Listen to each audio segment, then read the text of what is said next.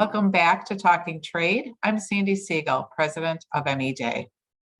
And I'm Ian Coxhead, University of Wisconsin-Madison. I'm happy to introduce today's guest, Chris Wojtowicz. Chris is an international trade consultant in the Small Business Development Center at the University of Wisconsin Institute for Business and Entrepreneurship. He also serves as chair of the Wisconsin District Export Council, which is a group of trade exports appointed by the U.S. Secretary of Commerce, who, in conjunction with professionals of the U.S. Commercial Service in Milwaukee, provide individual business counseling to firms that are making their initial forays into international business, as well as experienced exporters who are facing new hurdles.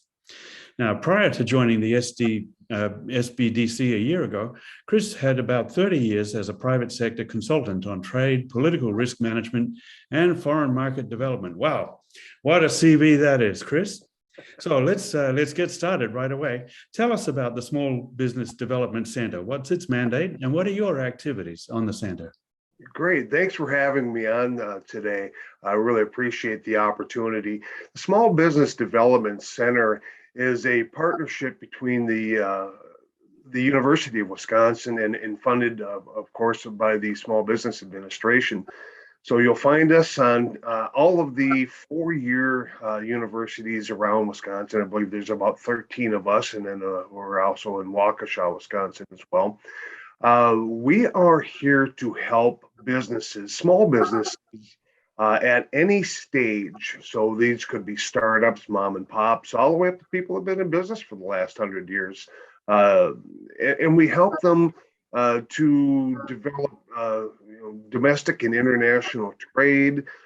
We help them look for resources or to take advantage of opportunities that are in the marketplace for them. And of course, it absolutely doesn't matter what they're doing. Anything from manufacturing, agriculture, you name it, runs the gamut.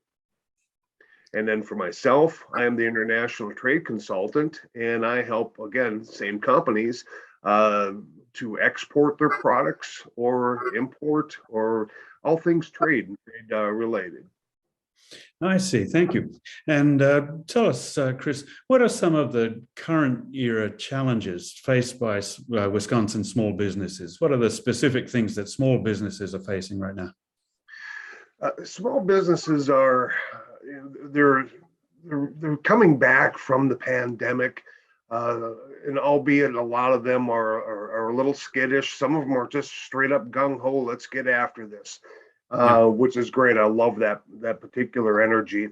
From an international standpoint, we are finding some issues still with the logistics and supply chain things that have been carrying on, but we're seeing a lot of things on the compliance side, and not so much as to say, how do we do business internationally or with that company or country or this product, and how do U.S. regulations really affect what we're doing or what our goals are.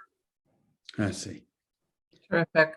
So talk to us a little bit on your role, Wisconsin DEC Council, the District Export Council. We've also over the years participated in that. So I know firsthand it's a great group and can help be another resource for some of these same companies.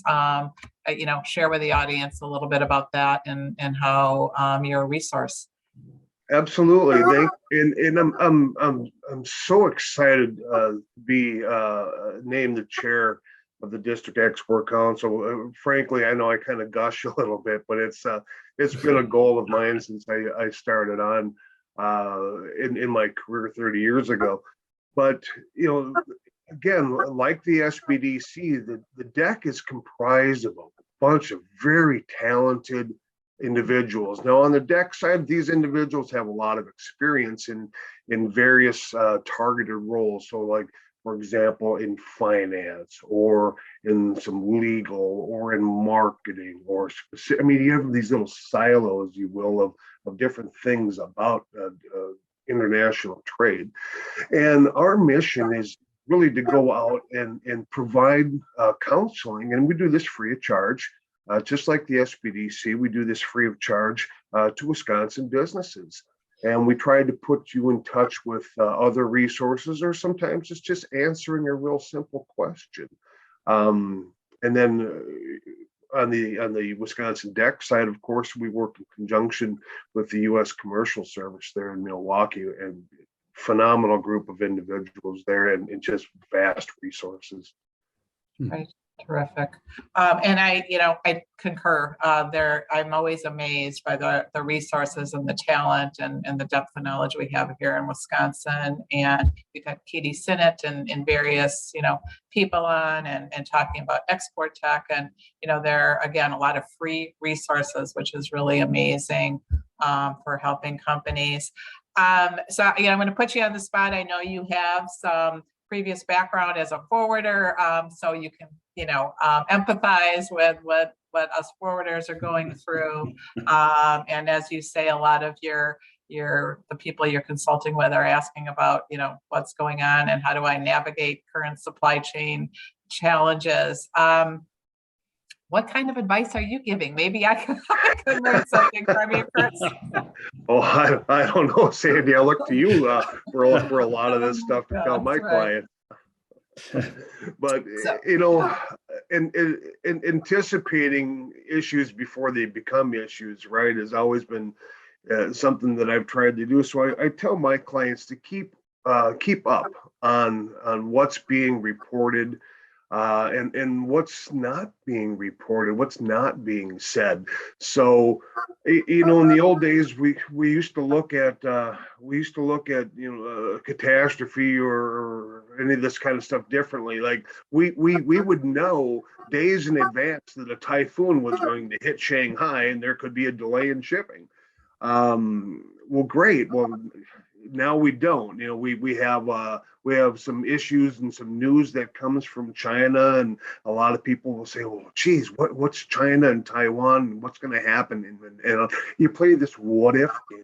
So I tell my clients, be aware of that. What are some things that could affect your supply chain? This goes way beyond typhoons and inclement weather. You have Chinese policy, like there's zero COVID policy. All of a sudden you find that Shanghai is closed. How is that going to affect you? Or earlier in the year when Ningbo, I think that was like the 5th largest port in China, if not the world. I mean, that was shut down for 2 weeks, and wow. Or how does the fact that the International Longshoremen's Union in California, their contract's going to be up in a couple of months, will they strike? What will you do if that happens? So again, that's bottom line. I tell a lot of my clients the same thing. Just keep up on current events and do that SWOT analysis. I mean, it's not a SWOT analysis, but you know what I mean. Right. What could the outcome be, and how to prepare for it? Right. No, I couldn't agree more. And again, why some of these resources are, I think, more valuable than ever. But definitely a lot of variables, geopolitical and pandemic and economic and a lot of things, tugging on supply chains. So, and yet you have people ready to start up in this climate. So, that's encouraging. It is for me too. You have so many folks out there telling you how bad things are, and we see the business starts. I mean, at the SBDC, again, I've only been there for years, but I'm hearing my colleagues tell me that they've never been busier. That must be a really good thing. Other than just we as Wisconsinites. I mean, we're a bunch of tough people to begin with, but perseverance, right? It's the weather. It builds character and absolutely.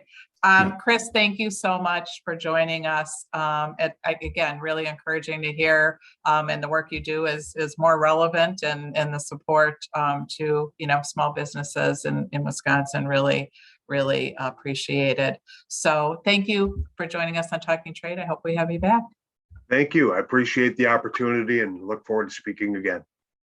Thanks from me too, Chris. And this has been the 30th episode of Talking Trade. So little celebration we can have for that. We'll see you all on the next episode. Thanks once again, Chris. Thank you.